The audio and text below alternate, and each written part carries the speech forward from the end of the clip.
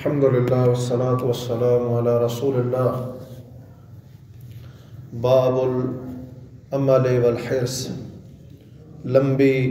آرزوئیں اور دنیاوی لالچ کا بیان۔ عن عبداللہ رضی اللہ عنہ قال خط النبی صلی اللہ علیہ وسلم خطا مربعا۔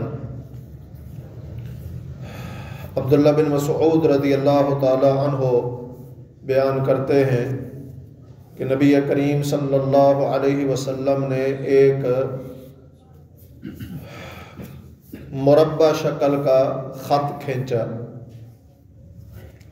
وخط خطا فی الوسط خارج منہ، پھر آپ صلی اللہ علیہ وسلم نے درمیان سے باہر نکلنے والا ایک خط کھینچا، یعنی لکیر کھینچی۔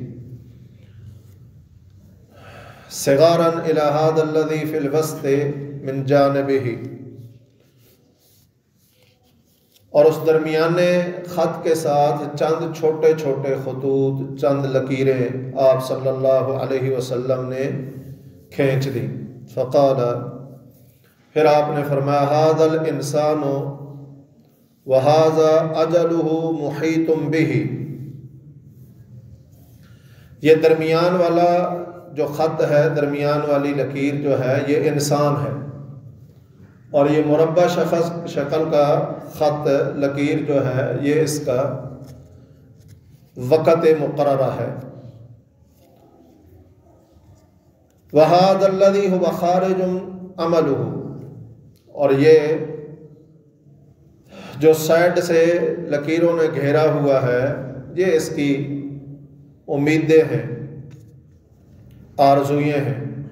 وَهَذَا الْخُطُوطُ الصِّغَارُ الْأَعْرَاضُ، اور یہ چھوٹے چھوٹے خطوط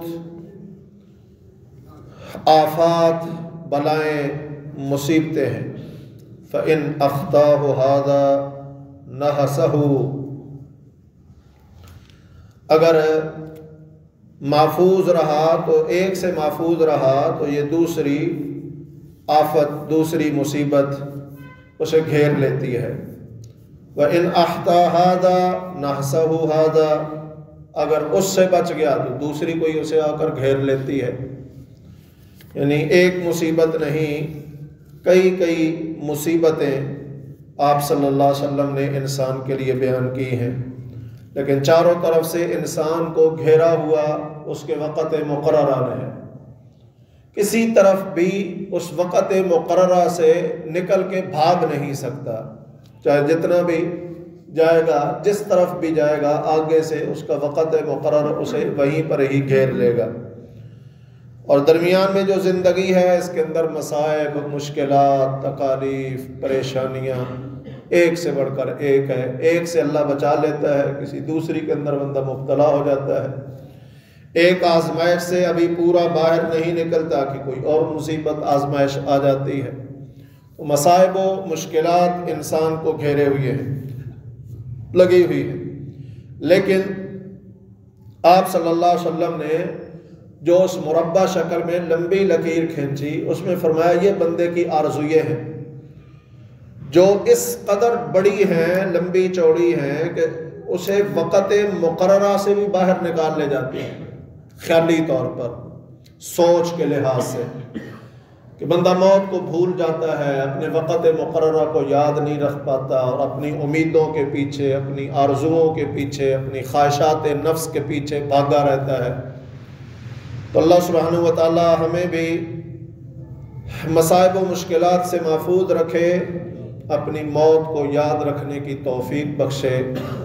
آرزوئیں، تمنائیں، خواہشات